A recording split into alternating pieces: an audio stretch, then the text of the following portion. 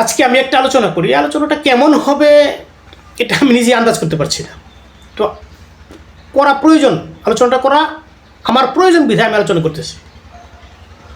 আলহামদুলিল্লাহ, আল্লাহ রব্বুল আলমিন আপনাদেরকে যে জ্ঞান বুদ্ধি দিয়েছেন তা দিয়ে আপনারা একটু যাচাই বাছাই করবেন বা এর মন মোটে উপলব্ধি করার চেষ্টা করবেন, এটা আমি উদাহরণ আহ্বান রাখছি। আমার অল্প জ্ঞান, অল্প বুদ্ধি, ক্ষুদ্র বুদ্ধি দিয়ে আমি এই বিষয়টা উপস্থাপন করি। মহান স্রষ্টা পৃথিবীতে যা কিছু সৃষ্টি করেছেন তার মধ্যে মানুষকে শ্রেষ্ঠ করেছেন, মানুষ সৃষ্টি করেছেন তার প্রতিনিধি হিসেবে, হ্যাঁ, তার ইবাদত বন্দিগি করার হিসেবে, অর্থাৎ ইবাদত বন্দিগি করবে তার প্রতিনিধিত্বশীল হবে, প্রতিনিধিত্বশালী হবে, এই অর্থে ইবাদত করা বোঝাচ্ছে। তো তারা এই প্রতিনিধিত্ব করতে গিয়ে বা এই প্রতিনিধি সৃষ্টি করে এমনি কি ছেড়ে দিয়েছে? না, এমনি ছাড়েন নাই। তিনি এই প্রতিনিধিত্ব করার জন্য কীভাবে করবেন তার একটা গাইডলাইন দিয়েছেন।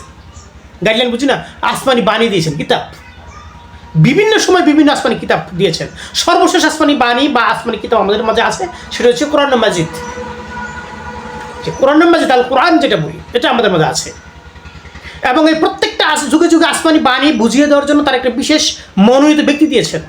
তিনি যেভাবে বুঝিয়ে দিয়েছেন সেভাবে মানুষকে বুঝাচ্ছেন বা বুঝে নিয়েছেন, এই একটা। তো সর্বশেষ নবী আমাদের হজরত মোহাম্মদ সাল্লাল্লাহু আলাইহি সাল্লাম, তিনি আমাদেরকে বুঝিয়েছেন কি এই আল কোরআন, এই যে কোরআন যে পেয়েছেন, কোরআন মাজিদ পেয়েছেন, তার উপর নাজিল হয়েছে, তিনি মানুষকে এটা বাস্তবায়নের জন্য, এই প্রতিনিধিত্ব বাস্তবায়নের জন্য যা আনজাম, দিক নির্দেশনা, আইন কানুন, বিধিবিধান, আদেশ নিষেধ যেটা বলি, এটা সমস্ত সন্নিবেশিত আছে। তো তিনি যেভাবে বুঝিয়েছেন সেভাবেই এই সঠিক বোঝ। এর বাইরের বোঝ সঠিক হতে পারে কি পারে সেটা বলতে আমাদের এত জানা নেই, তাই না? আমরা তো অতটা জ্ঞান বুদ্ধি সম্পন্ন না, কিন্তু এই জগতে যত জ্ঞান বুদ্ধি সম্পন্ন মানুষ আছেন তাদের ব্যাপারে আমি একটু আলোচনা করি। তো সর্বশেষ কি, মহান স্রষ্টা মানুষকে সৃষ্টি করেছেন তার প্রতিনিধিত্ব করার জন্য, তার প্রতিনিধিত্ব করবে যোগ্যতা অর্জনের জন্য তিনি বিভিন্ন ইবাদত দিয়েছেন। তো এই বিভিন্ন ইবাদতে তাদের মধ্যে তার প্রতিনিধিত্ব যোগ্যতা অর্জন করবে, তার প্রতিনিধিত্ব করবে সেইভাবে। কীভাবে করবে এটা ওই যে বলুন আসমানি বাণী এবং তার যে নবী রাসূল, আমাদের নবী এবং হজরত মোহাম্মদ সাল্লাল্লাহু নবী রাসূল আছেন, তিনি যেভাবে বুঝিয়ে দিয়েছেন সেভাবে আমরা জীবনযাপন করে যাচ্ছি। অনেকে করে গেছেন যারা, এবং যারা করছে বুধক্ষমতার মধ্যে ততটুকু। এখন আমি যে প্রশ্ন আলোচনা করতে চাইলাম সে বিষয়টা দেখুন। আসমানি বাণী এটা আমরা মানুষ হিসেবে বুঝি, কি বুঝি? আমরা মানুষ হিসেবে বুঝি তা আমাদের জ্ঞান বুদ্ধি, কথাটা এরকম বুঝে আসে না।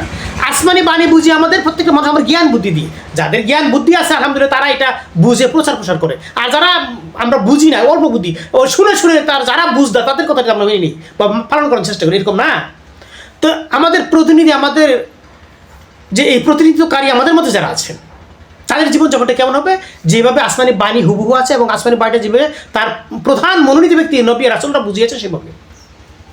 এখন নবী রাসূলদের সঠিক বুঝতে কি আমাদের মাঝে আছে কতটুকু, কীভাবে আছে, এইটা আমরা কোনো যাচাই করে দেখেছি? বুঝেন নাই তো? একটু সহজ করে দেয়। এই যে আমাদের মাঝে যে কোরআন মাজিদ আছে, এই কোরআন মাজিদের বিভিন্ন ব্যাখ্যা আছে, যে আয়াত নিদর্শন বলি না, আয়াত শব্দ বাক্য যেটি বলি, এখন এটার ব্যাখ্যা আছে বিশ্লেষণ বোঝার জন্য। অনেক ক্ষেত্রে আমরা সাধারণ বুঝতে পারি না, বোঝার ব্যাখ্যা আছে। এই ব্যাখ্যাটা রাসূল করে দিয়েছে মানুষকে।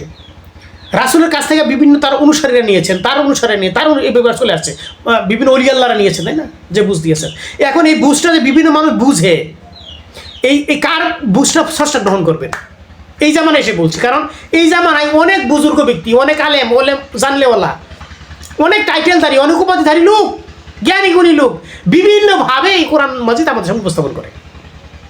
বিভিন্ন হাদিস বলেন বা কোরআন আয়াত বলে ব্যাখ্যা বিশ্লেষণ করে বিভিন্নভাবে করে না।